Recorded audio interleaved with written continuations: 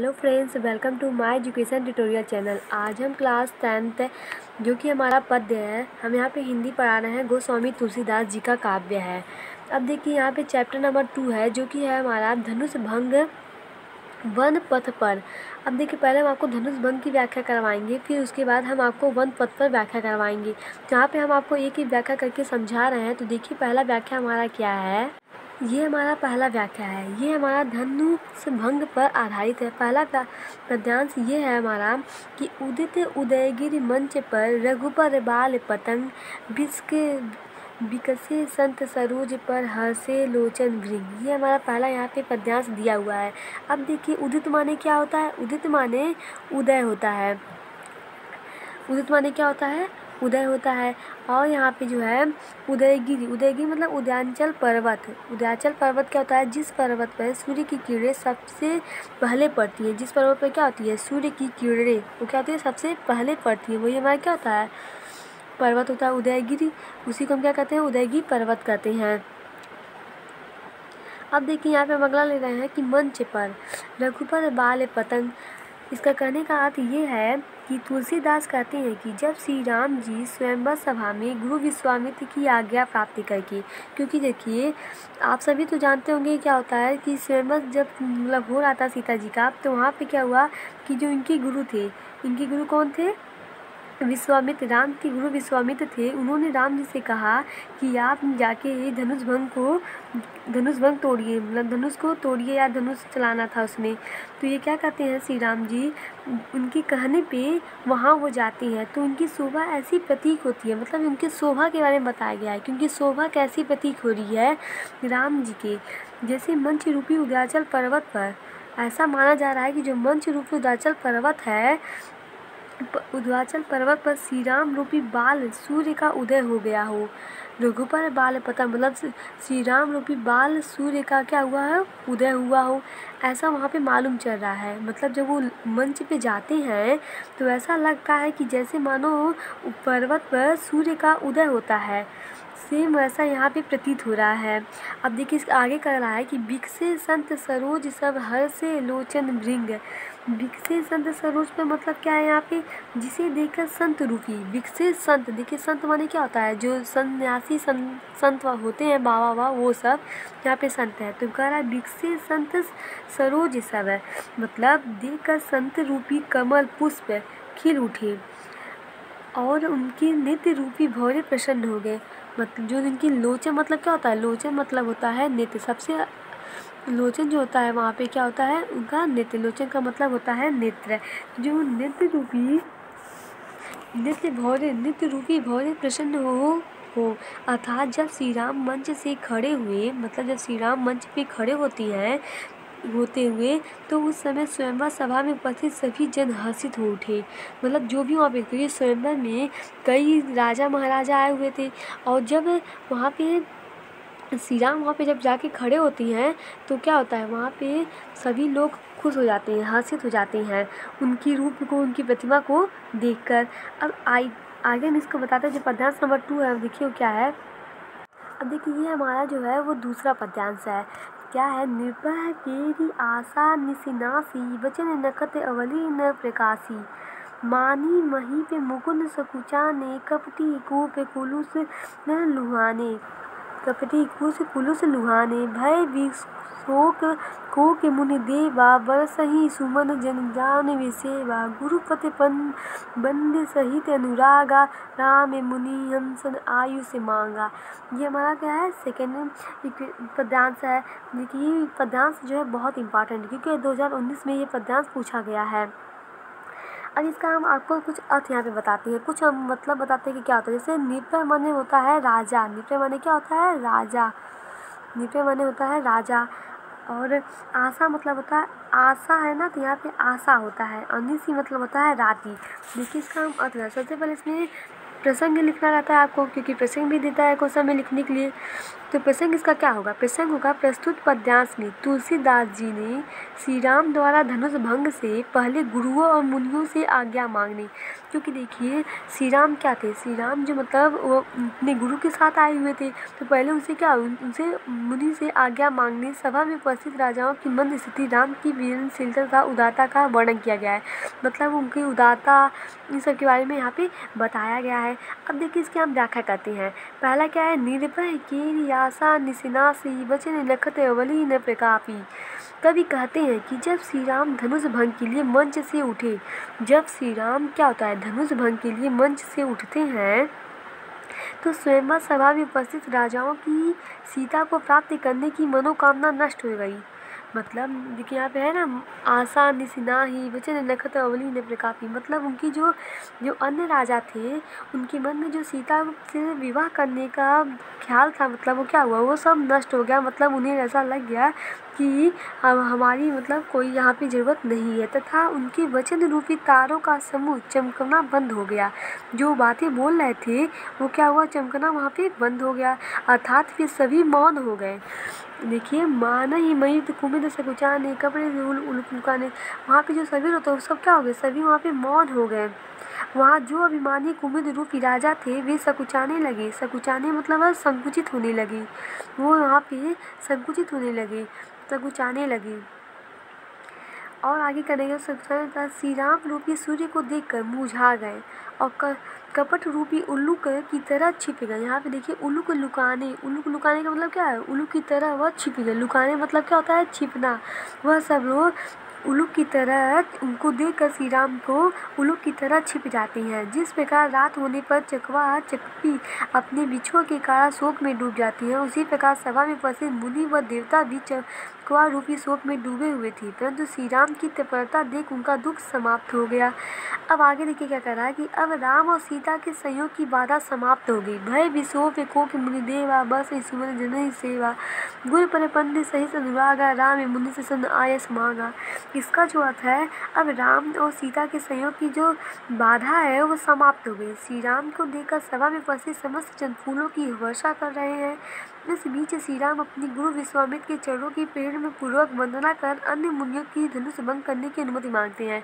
गुरु पंडित सहित अनुरागा राम मुनि से आयुष मांगा। मतलब और अन्य जो मुनि थे उनसे धनुष भंग करने के लिए अनुमति मांगते हैं कि अब मैं क्या इसे धनुष तोड़ सकता हूँ, ये उनसे अनुमति मांगते हैं। अब देखिए जो तीसरा पद्यांश है, ये तो हमारा जो दूसरा पद्यांश था, तीसरा पद्यांश देखिए क्या है, हम आपको उसे बताते हैं। देखिए ये हमारा तीसरा पद्यांश है। तीसरा पद्यांश क्या कहता है कि सजहि चले सकल जग स्वामी बड़े।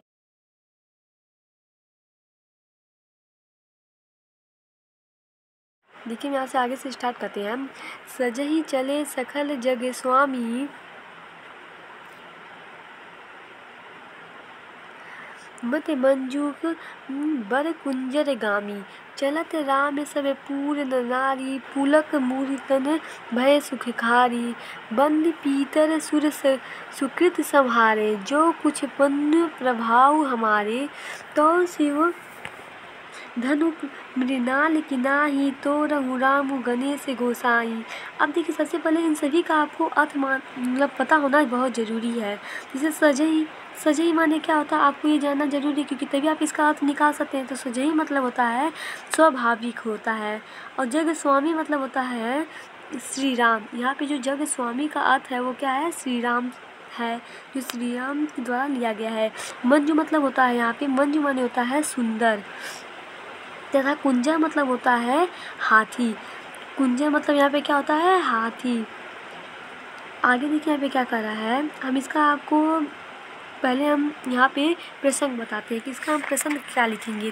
तो देखिए हम अपने प्रसंग प्रस्तुत कर रहे हैं आप सभी को कि प्रस्तुत पद्यांश में श्री राम द्वारा धनुष भंग के लिए जनकपुरूपी की नर नारियों की मनोकामना को पूर्ण करने हेतु देवताओं की वंदना कराकर श्री राम के प्रभुत्व रूप का वर्णन किया गया है। उनके प्रभुत्व रूप, उनका जो रूप है उसी का यहाँ पे वर्णन किया गया है। अब देखिए यहाँ पे हम आपको एक एक का अर्थ बताते हुए समझाते हैं। जैसे यहाँ पे कहा, सजहि चले सखल जग स्वामी, सजहि चले सखल जग स्वामी, मंत्र मंजू बर कुंज गामी। संपूर्ण जगत के स्वामी श्री राम अपने गुरु विश्वामित्र जी के चरणों की वंदना कर तथा अन्य मुनियों की आज्ञा प्राप्त करके सुंदर मत वाले हाथी की भांति मस्तक चाल थे। ने कुंजर गामी, हाथी गामी मतलब चलते हुए, हाथी की चाल से मतलब हाथी की चाल से नहीं है यहाँ पे कह रहा है कि मतलब अन्य मुनियों की आज्ञा प्राप्त की, जो अन्य मुनि थे वहाँ से उनसे आज्ञा प्राप्त करके हाथी की भांति मस्त चाल से धनुष की ओर स्वाभाविक रूप से बढ़ रहे हैं। जैसे हाथी मस्त होके मतलब चलता है, वैसे क्या है, श्री राम हाथी की भांति वो मस्त होके आगे चल रहे हैं, बढ़ रहे हैं। श्री राम के धनुष की ओर बढ़ते ही जन कुरूपी के सभी नर नारी सुख का अनुभव करते हुए आनंदित हो उठे। चलत राम सब पूरे नर नारी, श्री राम के बढ़ते ही जो वहाँ पे उपस्थित सभी नर नारी थे, उपस्थित नर नारी मतलब जो वहाँ पे मनुष्य और मतलब महिलाएं थी, वो सभी पूरी तरह भय सुखकारी वो क्या हुए, मन से एकदम स्वाभाविक रूप से आनंदित हो उठे। उनका सुख का अनुभव करके हुए आनंदित हो उठे, मतलब सुख प्राप्त मतलब सुख उनको सुखी मतलब उनका मन जो था वो बहुत खुश हो गया था। बंदे पितर सुर सुकृत संहारे, जिससे उनका शरीर मंद पितर सुर सुकृत संहारे, इसका अर्थ क्या होगा, जिससे उनका शरीर रोमांच से भर गया था। जन कुपीर के नर नारियों ने अपने पूर्वजों तथा देवताओं की वंदना कर अपने जो कुछ पूर्व प्रभाव हमारे पूर्वों का स्मरण किया। यदि हमारे द्वारा किए पूर्व मतलब यहाँ पे कहा जो कुछ पुण्य मतलब जो भी आप काम मतलब करते हो उसका कुछ पुण्य मतलब आपको मिलता है। तो वही यहाँ पे कह रहा है कि जितने भी आज तक हमने कुछ भी किया है, जितने भी उसके पुण्य हैं, वो तनिक भी प्रभाव हो तो गणेश गोसाई मतलब भगवान से प्रार्थना करते हैं श्री राम के लिए कि हे भगवान, मैंने जितने भी पुण्य यहाँ पे किए हैं वो सभी पुण्य अगर हो सके तो आप क्या करें, यहाँ पे श्री राम को से शिव धनुष में उनकी सहायता करें, अर्थात श्री राम जिस शिव धनुष को कमल की नाल के समान सहज ही तोड़ डालें। तो सिंह धनुष मृगनाल की नाही, मतलब मृगनाल मतलब कमल की नाल के समान सहज ही तोड़ ही मनु गणेश गोसाई, सहज उसे क्या करे, तोड़ डाले। इसका पूरा अर्थ ये निकलता है कि जब वो श्री राम आगे बढ़ते हैं तो उनके बढ़ने का वर्णन जो किया गया है, मतलब जैसे यहाँ पे बताया गया है कि वो हाथी की जैसा मस्त चाल से वो आगे बढ़ते हैं। फिर आगे कहा गया है कि जो वहाँ के उपस्थित सभी नर नारी थे, यहाँ पे क्या है, वहाँ पे उपस्थित सभी नर नारी थे वो खुश हो जाती हैं, उनका मन बहुत खुश हो जाता है और वो अपने प्रीति मतलब अपने बड़ों से या जो भी मतलब भगवान है उनसे वो प्रार्थना करते हैं कि हे भगवान, हमने जितने भी पुण्य किए, यहाँ पे क्या है, हमने जितने भी पुण्य किए हैं उन सभी का कुछ भी अगर मतलब जो भी तनिक भी प्रभाव हो तो आप श्री राम को इस शिव धनुष को कमल की नाल के समान सहज ही तोड़ डालें, ऐसा आप उन्हें शक्ति प्रदान करें। तो इसमें इसी चीज़ का वर्णन किया गया है। अब हम आते हैं आपको नेक्स्ट पद्यांश, जो पद्यांश नंबर हमारा क्या है 4 है, तो उसे बताते हैं। अब देखिए हमारा पद्यांश 4 है, क्या कहता है कि राम ही प्रेम समीत लखी सखीनन समीप बुलाई, राम ही प्रेम समीत लखी सखीनन समीप बुलाई, सीता मातु स्नेह बस वचन कही बिल खाई। अब देखिए इसमें क्या बताया गया है। सबसे पहले हम आपको प्रसंग बताते हैं। प्रसंग क्या है कि प्रस्तुत दोहे में तुलसीदास जी ने सीता जी की माता का राम के प्रति वात्सल्य प्रेम का वर्णन किया गया है। मतलब सीता की जो माता हैं उन राम के प्रति जो वात्सल्य प्रेम है उसी का यहाँ पे वर्णन किया गया है। अब देखिए इसकी हम व्याख्या बताते हैं। पहला यहाँ पे क्या है, राम ही प्रेम समीत लखी, श्री राम अत्यंत सुंदर व कोमल रूप वाले हैं। श्री राम कैसे हैं, अत्यंत सुंदर व कोमल रूप वाले हैं। अतः सीता जी की माता वात्सल्य प्रेम से उन्हें देखते हुए श्री राम की कोमलता पर अत्यंत मुग्ध हो गई। मतलब मुग्ध होने का मतलब क्या है, मतलब उन्हें प्रभावित कर दिया उनके मन को। वह अपनी सखियों अपने पास बुलाकर स्नेहपूर्वक विलाप करती हुई कहने लगी कि मनोकामना भी यही है, रामई प्रेम समीप सही बुलाई। मतलब देखिए यहाँ पे समीप मतलब क्या होता है, समीप मतलब पास में बुलाना, और लकी सही मतलब सखी, मतलब यहाँ पे जो सखी दिया गया है अपनी जो भी उनकी सखी थी, उनकी जो सहेली थी, उन्हें पास में बुला के वो उनसे कहती हैं कि उनकी मतलब मनोकामना भी यही है कि सीता जी का विवाह, उनकी मनोकामना क्या है, वो कहने लगी कि उनकी मनोकामना भी यही है कि सीता जी का विवाह राम के साथ हो जाए। सीता मातु स्नेह है बस वचन कहीं बिसलाई। उनकी मनोकामना यह है कि सीता जी का जो विवाह है वो राम के साथ हो जाए, परंतु श्री राम की कोमलता को देखकर उनका मन व्याकुल है। उनकी कोमलता को देखकर कहती हैं उनकी माता, उनका मन इसलिए व्याकुल है क्योंकि मतलब उन्हें लगता है कि शायद हमारी बच्ची मतलब बेटी की रक्षा ये ना कर पाएँ, क्योंकि वो बहुत कोमल उनकी शरीर थी। इसी नाते यहाँ पे अब आगे देखिए क्या कह रहा है कि जब इतने अत्यंत शूरवीर राजा इस धनुष को हिला तक नहीं पाए तो यह कोमल बालक इसे कैसे तोड़ेगा। उन्हें यह लगता था कि जब इतने बड़े बड़े राजा हैं वो इस धनुष को तोड़ तक मतलब हिला तक नहीं पाए तो ये इतना कोमल जो है राम, ये इन्हें कैसे तोड़ेगा, इन्हें कैसे मतलब इस धनुष को तोड़ सकता है। इसी संदेह के कारण सीता जी की माता भावुक उठी, मतलब उनका जो संदेह था मन में, वो क्या था, उनकी माता को भावुक उठी और राम और सीता दोनों के स्नेह में अपनी सखियों से अपने मन की व्यथा करने लगी और राम और सीता के जो प्रति उनका स्नेह था, जो लगाव था, उसे अपने सखियों के द्वारा प्रस्तुत करने लगी, सखियों को बताने लगी। तो देखिए इसमें यही बताया गया है कि मतलब इसमें सीता की माता के बारे में बताया गया है कि राम के प्रति कैसे उनके वात्सल्य प्रेम है, जिन्हें वो प्रस्तुत कर रही है अपने सखी के साथ।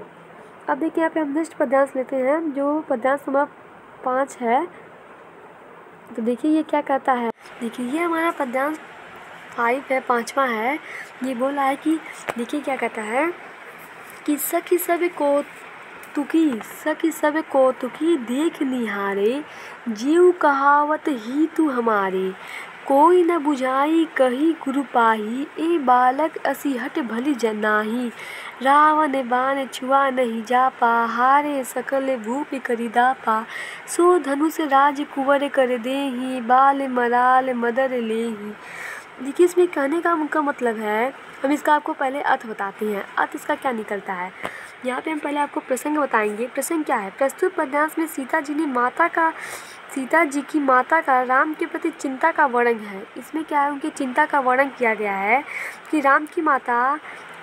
सीता जी की माता राम के प्रति क्या सोच रही है।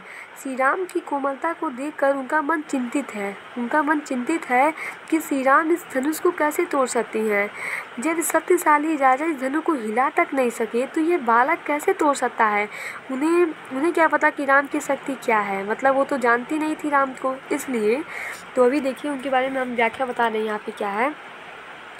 सीता जी की जो माता हैं अपनी सखियों से कहती हैं कि हे सखी सब को तो देख निहारे, जो लोग हमारे हितैषी कहलाती हैं वे सभी तमाशा देखने वाले हैं। देखो सखी सब को तो देख निहारे, जो हमारे क्या होते हैं हितैषी कहलाते हैं, वो सब क्या हैं यहाँ पे, सब को तो देख निहारे, जो हमारे हितैषी कहलाती हैं वो सब यहाँ पे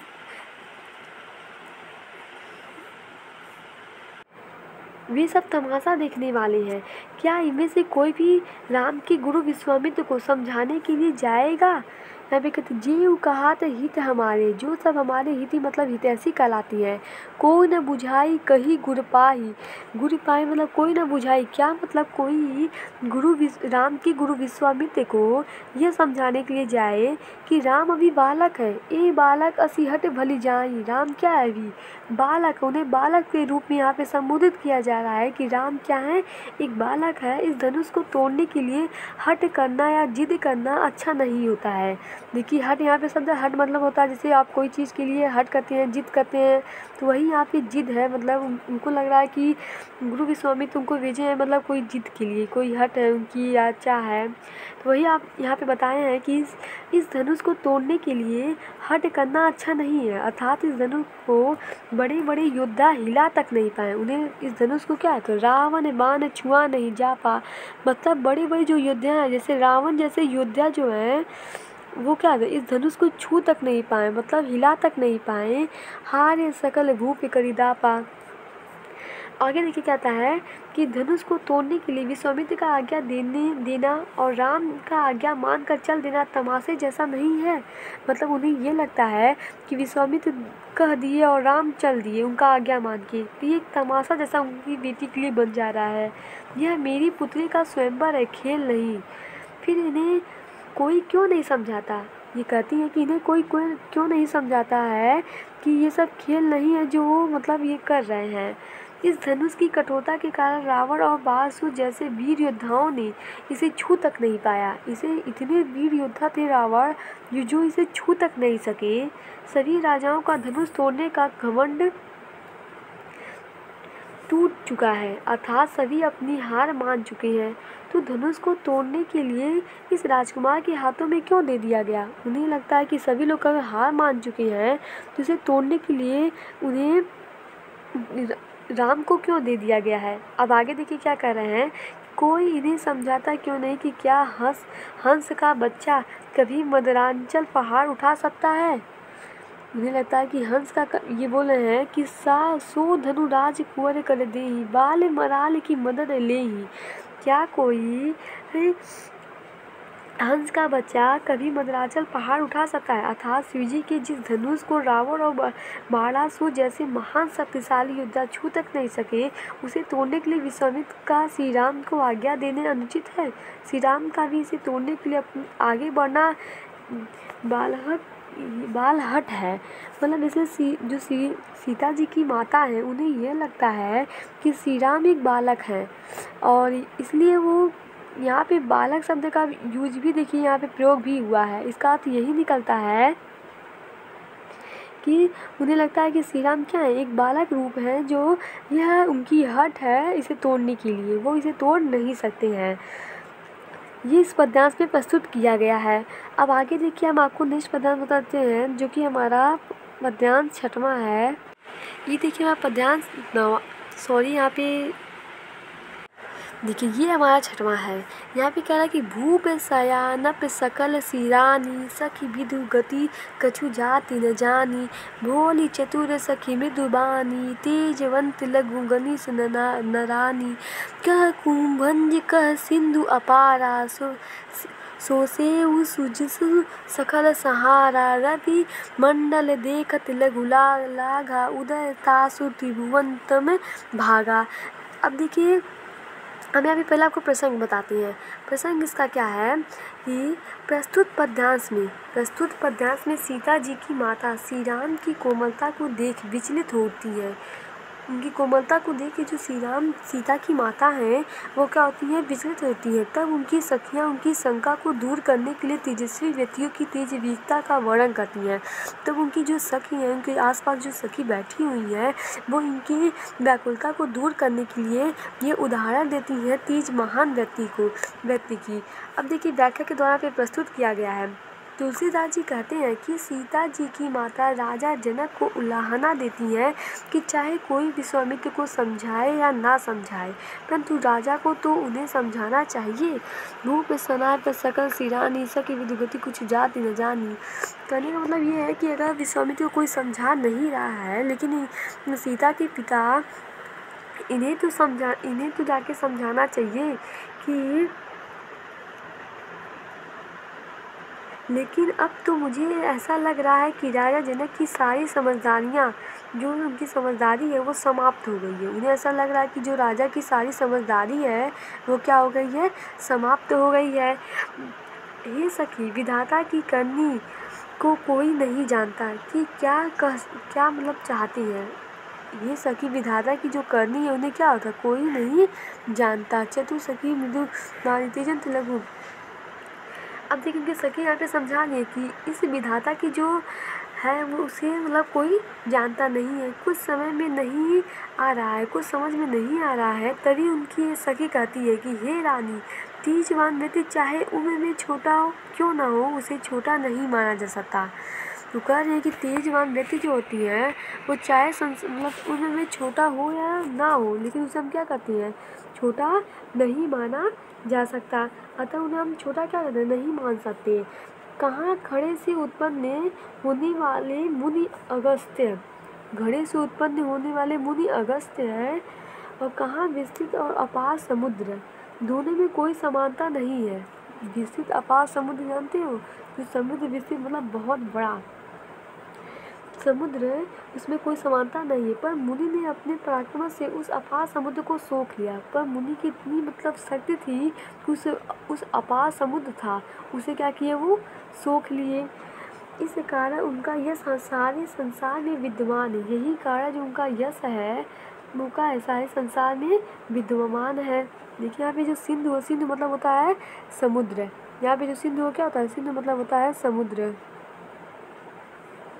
तो जिस प्रकार सूर्य का घेरा छोटा सा दिखाई देता है, सूर्य का जो घेरा होता है, रवि मंडल देखत लघु, जो सूर्य का घेरा होता है आपको छोटा सा ही दिखाई देगा, मतलब इतना छोटा दिखाई देता है, लेकिन उसके प्रकाश आप देखते बहुत तेज होता है ना, आप तो सोच भी नहीं सकते कि उसका प्रकाश कितना होता है। तो सिंधु यहाँ पे क्या है, रवि मंडल देखत लघु लागा, सूर्य की जो उदित होते ही तीनों लोगों का अंधकार दूर हो जाता है। मतलब सूर्य की उदित होते ही सूर्य जब उदित होता है तभी ही उसका पूरा अंधकार जो होता है रात्रि का, वो क्या होता है, दूर हो जाता है। उसी प्रकार तुम श्री राम को छोटा मत समझो, उसी प्रकार यहाँ पे बोल रहे कि तुम श्री राम को छोटा मत समझो। अतः इस पद्यांश में अगर देखा जाए तो कहने का तात्पर्य ये निकलता है कि जो उनकी सखी हैं, सीता जी की माता की जो सखी हैं, वो बोलती हैं, उनको समझाती हैं कि जिस प्रकार घड़ा और मुनि अगस्त्य और वहाँ विस्तृत अपार समुद्र, दोनों में समानता नहीं थी, फिर भी क्या हुआ कि मुनि ने अपने पराक्रम से, अपने यश से उस समुद्र को क्या किया, सोख लिया। उसी प्रकार यहाँ पे जो श्री राम है, इनकी वीरता को देखकर श्री राम को छोटा मत समझो, ये उन्हें बताया गया है। अतः उनके श्री राम के प्रति सद्भावना लाने के लिए उन्हें प्रेरित करती है उनकी सखियाँ। अब देखिए यहाँ पे जो पद्यांश 7वां आई है, हम आपको बताते। देखिए ये हमारा पद्यांश 7वां है। पद्यांश 7वां क्या कहता है कि मंत्र परम लघु जा सुबस, मंत्र परम लघु जा सुबस, विधि हरि हर सुख सुर सर्व, महामत गजराज कहूँ बस करे अंकुश खर्व। अब देखिए इसका अर्थ क्या निकलता है। सबसे पहले हम आपको यहाँ से प्रसंग बताते हैं। इसका प्रसंग क्या है, प्रस्तुत दोहे में श्री राम की तेजस्विता को तथ्यपरक सिद्ध किया गया है। यहाँ मंत्र और अंकुश द्वारा सभी देवताओं और हाथी को नियंत्रित किए जाने का वर्णन है। यहाँ पे क्या है, मंत्र और अंकुश द्वारा सभी देवताओं और हाथी को नियंत्रित किए जाने का वर्णन है।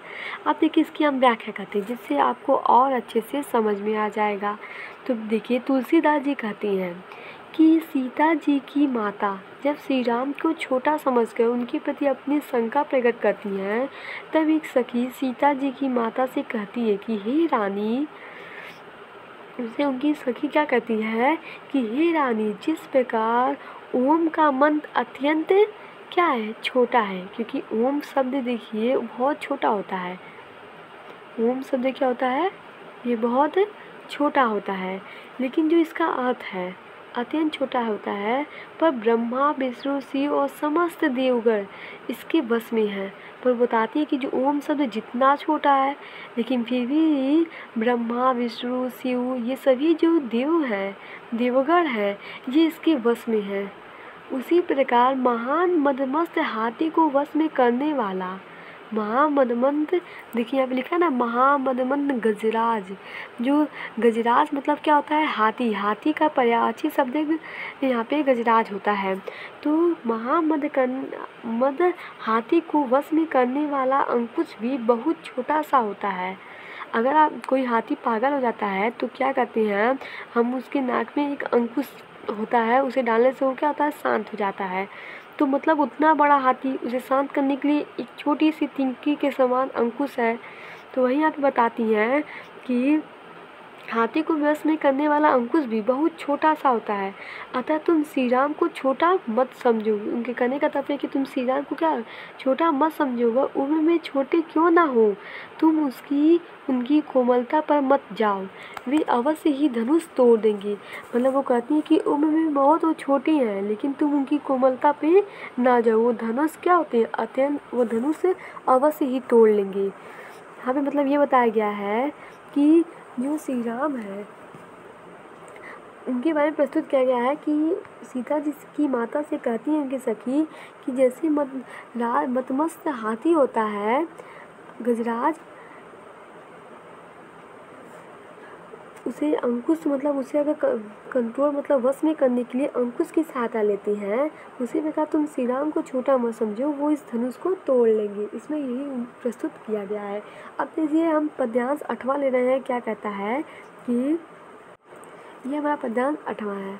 देखिए क्या है कि काम कुसुम में धनु सायक लीन है, काम कुसुम में धनु सायक लीन है, सकल भुवन अपने बस कीन है, देवी तजियो सहु अस जानी, भंजब धनुष राम सुन रानी, सखी वचन सुनिभे पर तीही, मिटा विषाद बड़ी अति प्रीति, सब राम ही विलोकई बदेही, सबक हृदय विनिवत जेहि तेहि।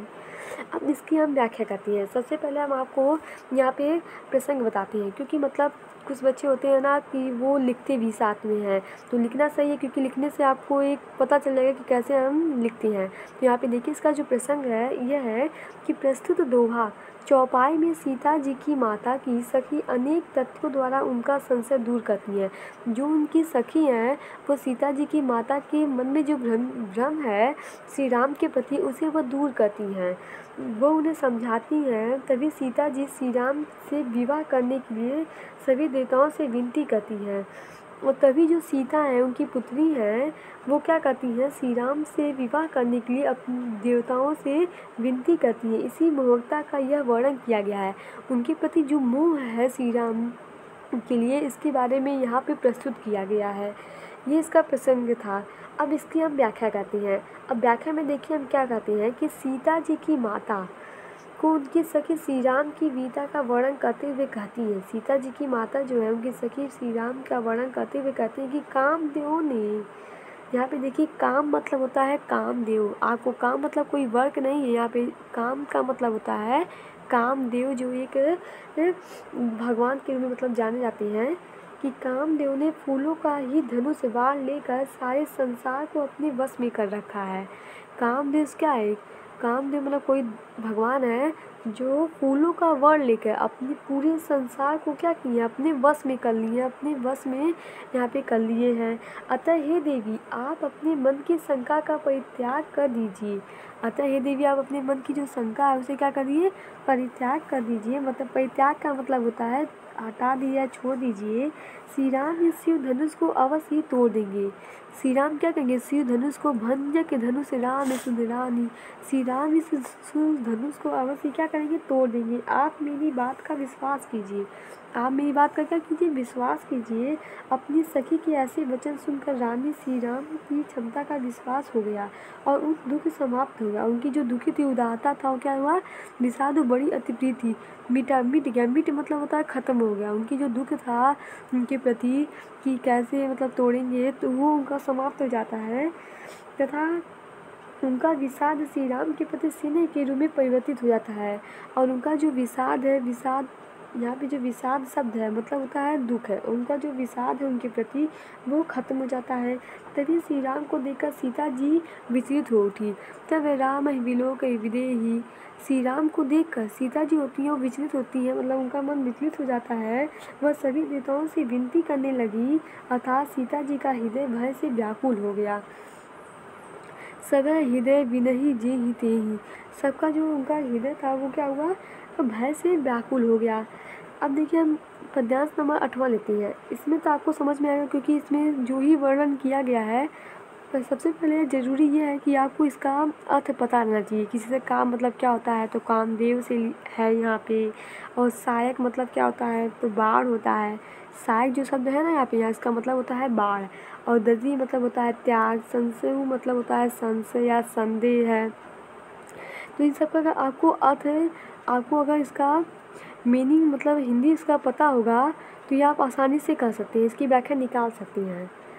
अब यहाँ पे देखिए हम पद्यांश 8वां लेते हैं, 9वां लेते हैं, जिसमें प्रस्तुत करते हैं।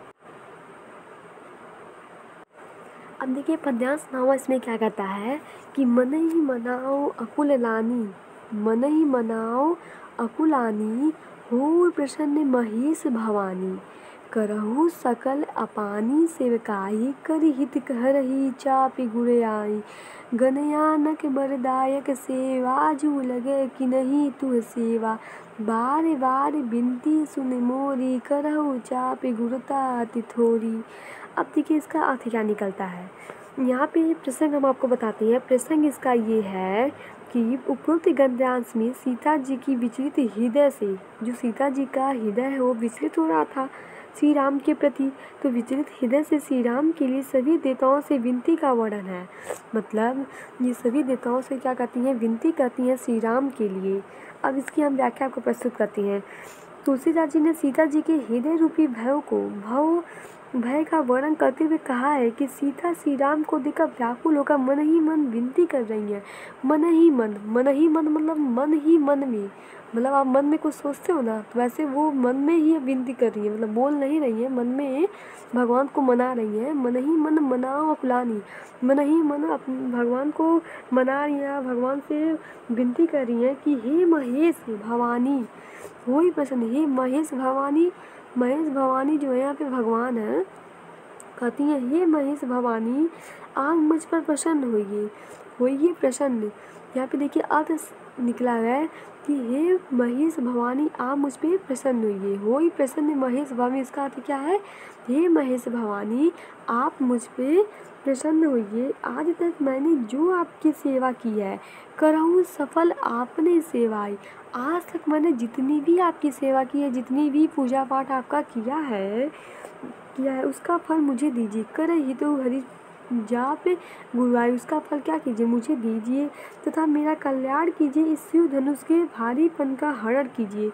और जो शिव धनुष इतना भारी है, जिसके जो भारीपन है, इसका जो भार है, उसे आप हल लीजिए, उसे आप ख़त्म कर दीजिए इसके भार को। अब अगला देखिए क्या कहती हैं यहाँ पे, हे गणनायक वरदायक देवा, हे गणनायक वरदान देने वाले देव। वरदायक मतलब क्या होता है, वरदायक मतलब है यहाँ पे वरदान देने वाले देव।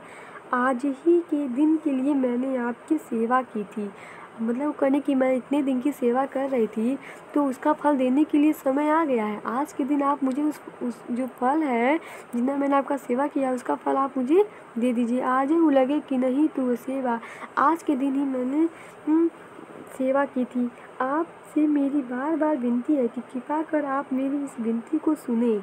आपसे मेरी क्या है, बार बार विनती सुने मोरी, कहती है बार बार मेरी विनती है, आप इसे विनती को, मेरी विनती को सुने। मतलब राम के प्रति उनकी इतना मतलब उनको स्नेह है उनके प्रति कि वो भगवान से विनती कर रही है कि मैं बार बार आपसे विनती कर रही हूँ, मेरी इस बात को सुन लो, सुनिए। मतलब भगवान है, हे गणेश इस धनुष के भारीपन को अत्यधिक कम कर दीजिए। कहने का अभिप्राय यह है कि सीता जी अपने देवता गणों तथा गणेश से श्री राम की सहायता करने की विनती कर रही हैं। यहाँ पे करो चापी गुरुत्वा, मतलब कहने का तात्पर्य टोटल यही निकलता है कि वो श्री राम के प्रति, मतलब श्री राम के प्रति अपने लगाव स्नेह को प्रस्तुत करते हुए कहती हैं कि जो धनुष का भार है, जो भार है उसका, उसे आप क्या कर लीजिए, हल लीजिए, जिससे श्री राम को ये भार क्या हो, महसूस ना हो और उसे आसानी से वो उसे तोड़ सके। ये उनकी आशा है,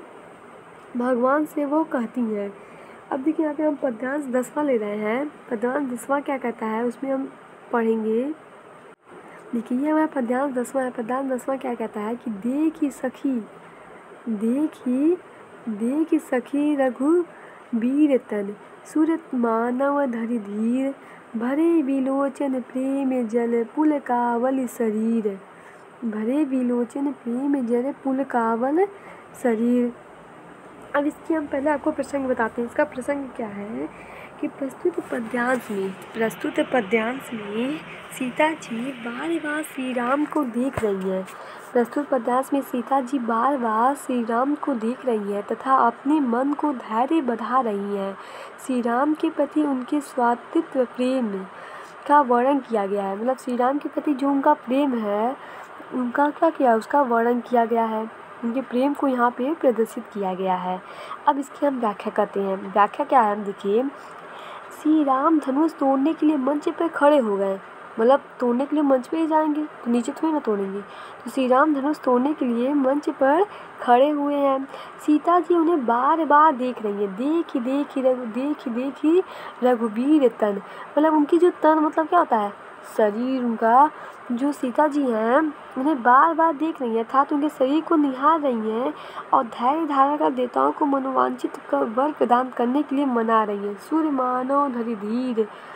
और धैर्य धारा करके मतलब धैर्य धारा करके वो क्या कर रही हैं, उनकी जो देवताएं हैं उन सभी को अपने मन में ही मना रही हैं कि हे भगवान, आप मुझे वरदान दीजिए, वरदान प्रदान करिए। उनके नेत्रों में प्रेम रूपी आंसू भरे हैं।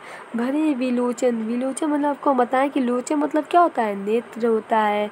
भरे विलोचन प्रेम जल। उनकी जो आँख है ना उसमें उनकी प्रेम के प्रति आंसू भरे हुए हैं तथा शरीर में रोमांच भरा हुआ है। पुलक वाली शरीर, और जो शरीर है उनका रोमांचित हो रहा है उनके इसे शरीर मतलब उनका जो श्री राम का शरीर है उसे देखकर। यहाँ पे यही बताया गया कि जो सीता जी हैं वो राम के प्रति जो उनका स्नेह है उसे प्रस्तुत किया गया है तथा अपने भगवान से वो उनके प्रति वरदान मांग रही हैं कि उन्हें वरदान दीजिए कि वो इस धनुष को तोड़ सके। यही यहाँ पे प्रस्तुत किया गया है। तो thank you watching my this video. I hope आपको मतलब ये जो पद्यांश है इसकी व्याख्या आपको अच्छी लगी हो। तो thank you watching my this video.